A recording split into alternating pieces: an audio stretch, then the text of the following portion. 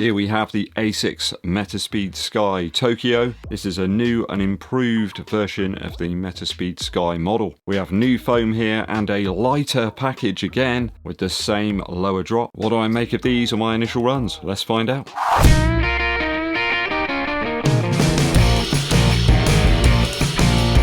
Thanks for tuning in, people. It's always appreciated.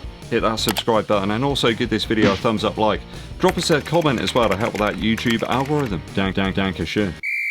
ASICS have sent me a pair of the METASPEED SKY Tokyo for review, but they're not paying me to make this video, nor will they get to vet my views before my valued viewers get to see them. I have here a UK 11 or a US 12, and they weigh only 190 grams. So that's 6.7 ounces. I think in the last version we had 208 grams for my size, so to cut out 18 grams of weight is quite astonishing, and I'm a little bit baffled. I have approximately 42 millimeters of heel stack in my size and 36 millimeters up front. Around about a 6mm drop. It does feel very similar to the previous version in terms of the drop. We got two foams in use here within the midsole of the METASPEED SKY Tokyo. We've got Flight Foam Turbo Plus on the top layer, and then a very large section here below of Flight Foam Leap. That stuff is certainly soft. This makes the Sky Tokyo a much more compressive and soft shoe in my opinion, certainly in the heel. The two foams are coming in with very similar Shore A Drometer softness scores. I'm getting anything from about 22 to 24 across both of them, but that just shows you that you got to take numbers with a bit of a pinch of salt. 11.7 centimeters of width in the widest point of the forefoot and about 8.1 in the heel, so again it is a narrower shoe. The rubber is very similar to what was used in the last couple of versions of the METASPEED Sky. It's a little bit sticky, it's a little bit softer. I've got a Shore A Drometer score here of 60.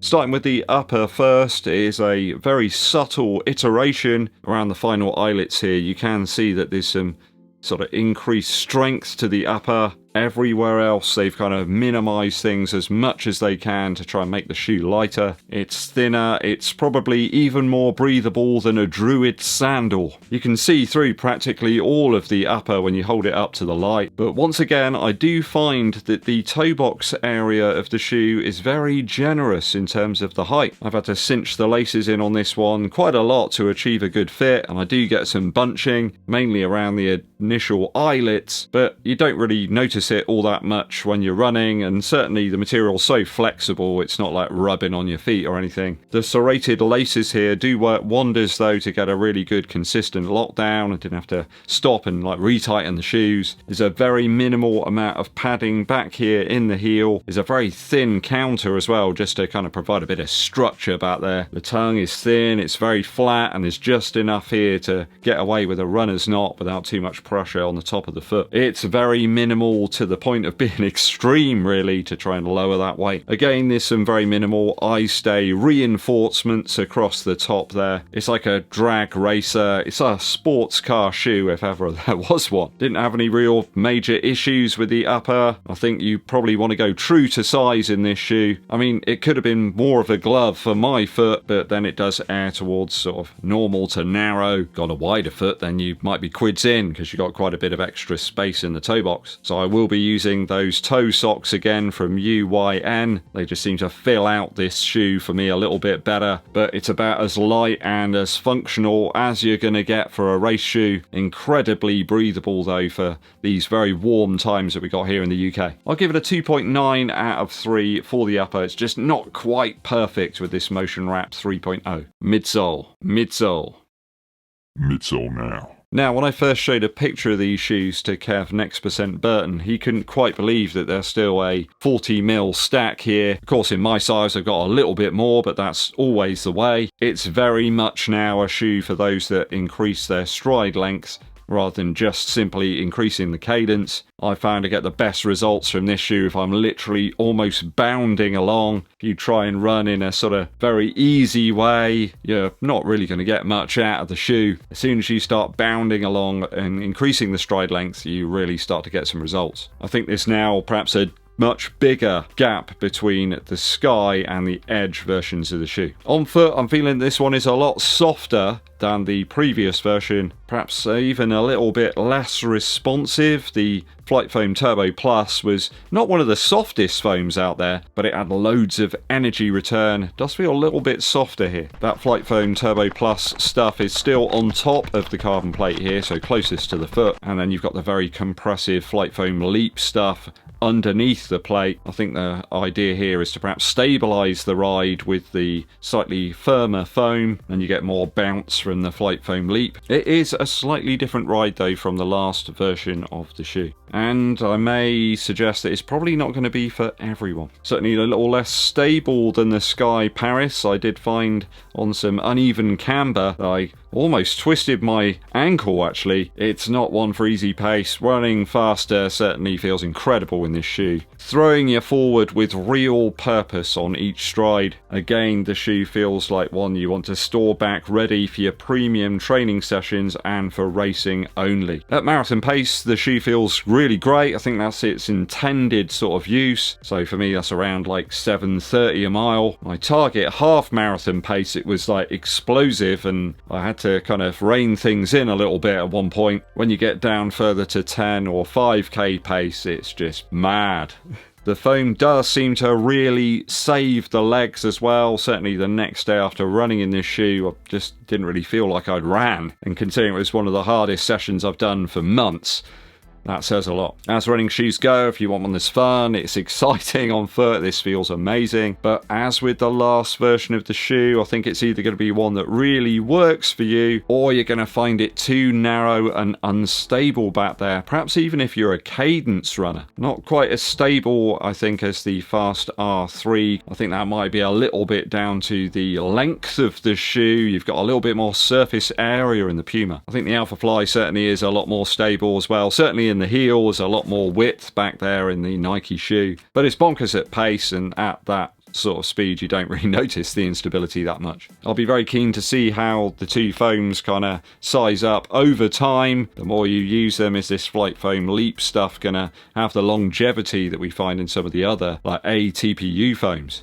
I'd give it a 2.9 out of 3 for the midsole so far. I mean, it's close to perfection, but I would say I think I found the Metaspeed Sky Paris a little bit more stunning, I suppose, out the box.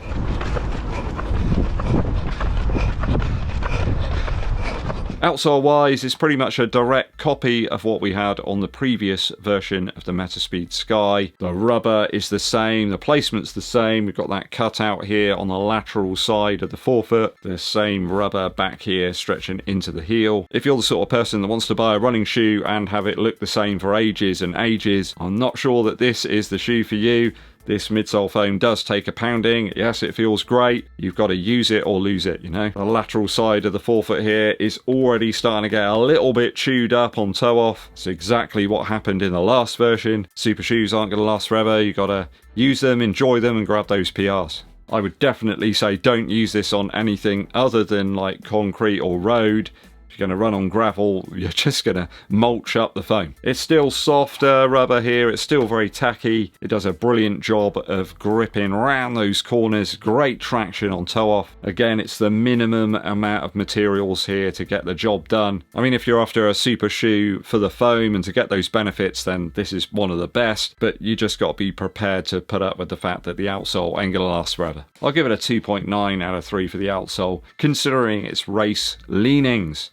Value now. Well, when I had a look as to what this shoe's going to retail for, it kept coming up with £220, which is exactly what the previous version was. Now, that's really refreshing to see some other brands just going up and up. I mean, you could effectively buy 2 pairs of these for the price of one of the Adidas Pro Evo 1. Yeah, you might say, well, that shoe's lighter and all that, but are you going to get as much out of that shoe as this one? I'd suggest probably no. I mean, this shoe's 20 grams lighter than the Fast R3, and I think some of the performance increase that you get from that shoe is purely down to the fact that it's just so light. So I think your legs are going to be saved by this one, certainly on that half or full marathon distance. Of course, I've got my doubts over the exposed midsole foam here. Flight Foam Leap is mega soft, and I can see the rubber trying to liberate itself from that foam. With these types of shoes, you always have the rubber trying to get away from the foam, certainly in the heel area of the shoe. Out the box,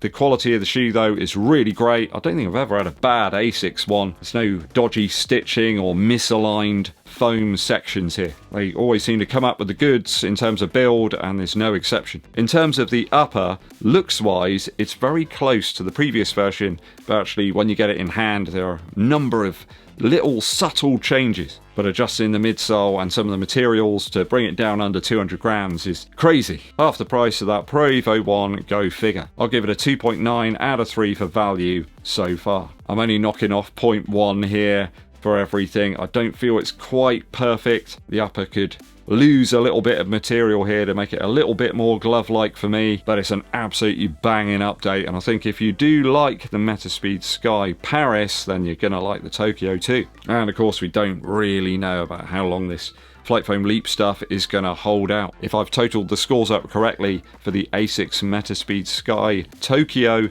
that gives us 11.6 out of 12.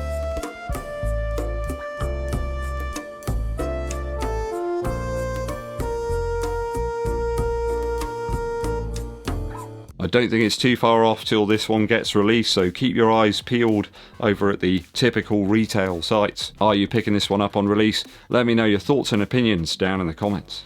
Very quick musical interlude for you. I've been dipping back into an album by Miles Kane called Don't Forget Who You Are. Some bangers on here, really great running music as well. Lots of the tracks have got some real pace, some real drive and sort of energizing excitement. One such track is called You're Gonna Get It. Always love a good tune when I'm out running that's got some sort of tom drums banging away and some driving electric guitar. It really helps to sort of up the pace and the tempo when you need to. And the lead track, Don't Forget Who You Are, is another banger too. Some wonderful guitar work from Miles Kane later in that. I think he's got a new album coming out a bit later in the year, so I'll be very keen to see what he comes up with this time. Always produces something that I seem to really enjoy. Miles Kane with Don't Forget Who You Are. Thanks for tuning in, people. Hope you enjoyed today's review. Hit that subscribe button and give this video a thumbs up like. Also, comment to help with the algorithm. My name's Eddbud, and I'll be seeing you.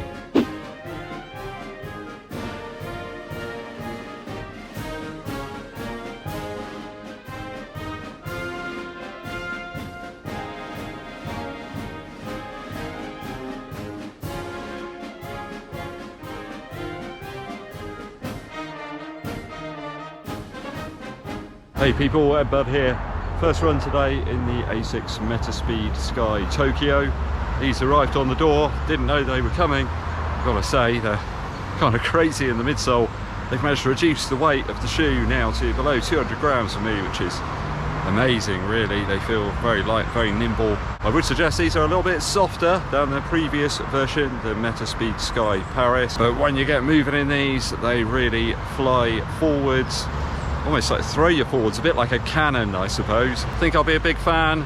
It will be interesting to see how durable the new Flight Foam Leap material is that is on the lower section of the midsole in this model. But I guess time will tell.